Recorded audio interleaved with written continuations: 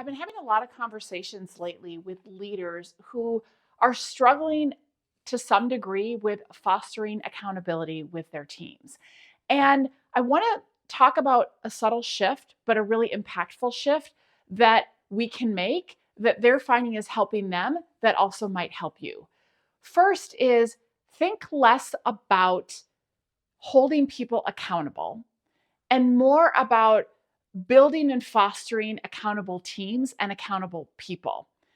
That's a shift that takes away that almost parental, I'm responsible for accountability, I'm holding you accountable to, I'm calling you to greatness.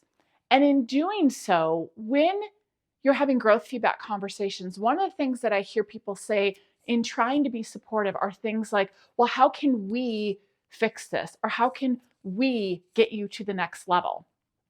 Here's the thing, when you are delivering growth feedback and you're level setting on expectations and accountability, using we, maybe unintentionally, abdicates responsibility for the other person. Suddenly, they don't have as much ownership. But when we shift it to something like, here's the expectation, or here's what we agreed upon, or here's the standard or metric, here's where I've observed you, here's the gap. What are you needing to be successful and close that gap?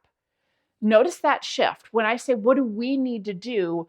I am taking responsibility for outcomes and work that the other person actually needs to do.